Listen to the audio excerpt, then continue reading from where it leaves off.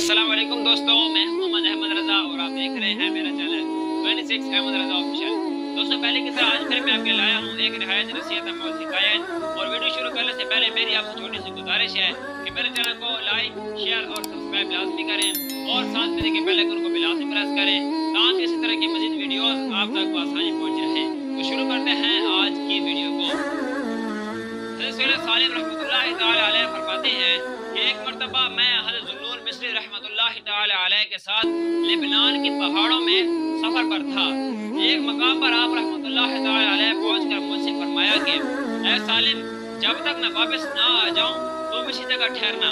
اتنا کہنے کے بعد آپ رحمۃ اللہ تعالی علیہ ایک پہاڑ کی سمت چلے گئے اور میری نظروں سے اوجھل ہو گئے۔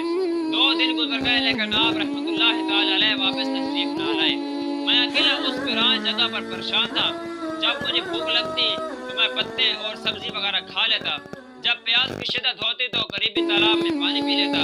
بالآخر 3 دن کے بعد حضرت سیدنا ذوالنور مصری رحمۃ اللہ تعالی علیہ تشریف لائے۔ آپ رحمۃ اللہ تعالی علیہ کے چہرے کا رنگ متغیر تھا۔ آپ رحمۃ اللہ تعالی علیہ بہت زیادہ پریشانی کے عالم میں تھے۔ جب آپ رحمۃ اللہ تعالی علیہ کی حالت کچھ سنبھلی تو میں نے عرض کی کہ حضور، کیا کسی درندے کی وجہ سے آپ پر خوفداری ہے؟ تو آپ رحمۃ اللہ تعالی علیہ نے جواب فرمایا کہ نہیں۔ میں نے عرض کی پھر آپ رحمۃ اللہ تعالی علیہ اتنے خوفزدہ اور پریشان کیوں ہیں؟ تو وہ فرمانے لگے کہ یہاں سے جانے کے بعد میں ایک غار کی طرف نکل گیا۔ جب میں اس میں داخل ہوا تو دیکھا کہ ایک بزرگ جن کی داڑھی اور سر کے بال بالکل سفید ہو چکے ہیں، ان کا جسم بہت کمزور اور لاغر ہو چکا تھا اور ایسا معلوم ہوتا تھا کہ جیسے یہ بزرگ ابھی قبر سے نکل کر آئے ہوں۔ وہ نہایت غمگین حالت میں اپنے پاک پروردگار عز و جل کی عبادت میں مشغول تھے اور نہایت خشوع و خضوع سے نماز پڑھ رہے تھے۔ جب انہوں نے سلام پھیرا تو میں نے آگے بڑھ کر انہیں سلام کیا۔ انہوں نے جواب دیا اور پھر نماز میں مشغول ہو گئے۔ عصر تک انہوں نے نماز مشغول رہے، پھر ایک پتھر سے ٹیک لگا کر بیٹھ گئے اور سبحان اللہ کی صلائیں بلند کرنے لگے، اور انہوں نے اس دوران مجھ سے کوئی بات نہ کی۔ بالآخر میں نے ہی ان سے عرض کی کہ اللہ عز و جل آپ پر رحم فرمائے، مجھے کچھ نصیحت فرمائیں اور میرے لیے اللہ عز و جل کی بارگاہ میں دعا کیجیے۔ اس بزرگ رحمۃ اللہ تعالی علیہ نے فرمایا کہ اے بیٹا، میں دعا کرتا ہوں کہ اللہ عز و جل تجھے اپنی سچی محبت اور اپنے قرب خاص کی دولت سے مالا مال کر دے۔ اتنا کہنے کے بعد وہ بزرگ چپ ہو گئے۔ میں نے عرض کی کہ حضور کچھ اور نصیحت کیجیے۔ تو انہوں نے فرمایا کہ جس شخص کو اللہ عز و جل اپنے قرب کی دولت سے نواز دیتا ہے اسے 4 عظیم نعمتیں بھی عطا فرماتا ہے۔ نمبر 1، بغیر خاندانی شان و شوکت کی عزت۔ نمبر 2، بغیر طلب کے علم۔ نمبر 3، بغیر مال کے غنا۔ نمبر 4، بغیر جماعت کے انس و الفت۔ اتنا کہنے کے بعد اس بزرگ رحمۃ اللہ تعالی علیہ نے ایک دردناک چیخ ماری اور بے ہوش ہو گئے۔ میں نے گمان کیا کہ شاید یہ بزرگ رحمۃ اللہ تعالی علیہ انتقال فرما چکے ہیں، لیکن 3 دن کے بعد انہیں افاقہ ہوا تو فوراً قریبی چشمے پر گئے، وضو کیا اور مجھ سے فرمایا کہ اے بیٹا، اس حالت میں میری کتنی نمازیں فوت ہوئی ہیں؟ 2، 3 یا 4؟ میں نے عرض کی کہ حضور، آپ کی 3 دن اور 3 راتوں کی نمازیں فوت ہو چکی ہیں۔ آپ رحمۃ اللہ تعالی علیہ 3 دن تک بے ہوشی کی حالت میں رہے ہیں۔ بس انہوں نے اپنی نمازیں مکمل کر لی۔ پھر مجھ سے فرمایا کہ جب میں اپنے پروردگار عز و جل کا ذکر کرتا ہوں تو میرا شوق ملاقات بڑھ جاتا ہے اور مجھ پر وجدانی کیفیت طاری ہو جاتی ہے۔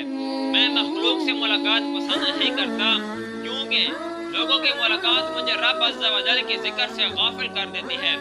بیٹا، لہٰذا اب تم یہاں سے چلے جاؤ تاکہ میں اپنے رب عز و جل کی عبادت کر سکوں۔ اللہ عز و جل تمہیں اپنے حفظ و امان میں رکھے۔ جب میں نے سنا تو مجھے رونا آ گیا اور میں نے عرض کی کہ حضور، میں مسلسل 3 دن سے آپ رحمۃ اللہ تعالی علیہ کی بارگاہ میں حاضر ہوں اور مجھے کچھ اور مزید نصیحت فرمائیں۔ تو وہ بزرگ فرمانے لگے، اے میرے بیٹے، اپنے رب عز و جل سے سچی پکی محبت کر اور اس کی محبت کے عوض کوئی چیز بھی طلب نہ کر، اسے بے غرض محبت کر۔ بے شک جو لوگ اللہ عز و جل سے محبت کرتے ہیں وہ لوگوں کے سردار ہوتے ہیں، زاہدوں کی نشانیاں ہوتے ہیں۔ ایسے لوگ اللہ عز و جل کے منتخب شدہ بندے ہیں۔ اللہ عز و جل نے انہیں اپنی محبت کے لیے منتخب فرما لیا ہوتا ہے۔ یہ لوگ اللہ عز و جل کے پسندیدہ بندے ہوتے ہیں۔ اتنا کہنے کے بعد اس نیک بزرگ رحمت اللہ تعالی علیہ نے ایک چیخ ماری اور اس کی روح قدس عنصری سے پرواز کر گئی۔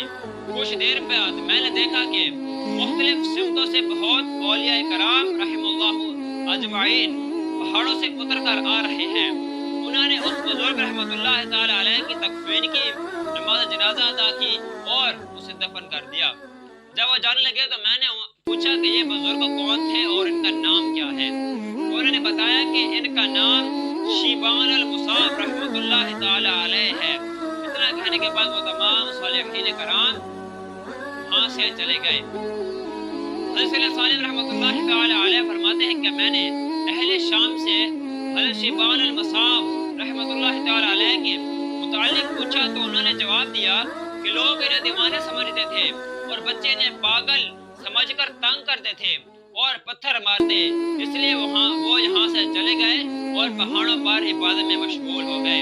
اللہ عز و جل کی ان پر رحمت ہو اور ان کے صدقے ہماری بے حساب مغفرت ہو، آمین بجاہ النبی الامین۔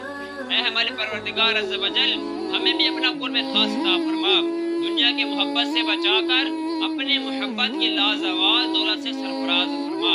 بزرگان دین رحم اللہ اجمعین کی طرح خوب عبادت اور ریاضت کا شوق عطا فرما اور ہر وقت اپنے مدنی حبیب صلی اللہ تعالی علیہ وآلہ وسلم کے جلووں میں گم رہنے کی سعادت عطا فرما، آمین بجاہ النبی الامین صلی اللہ تعالی علیہ وآلہ وسلم۔ دوستو یہ تھی آج کی ہماری ویڈیو، امید کرتا ہوں کہ آپ کو پسند بھی آئی گی اور سمجھ بھی آئی ہوگی۔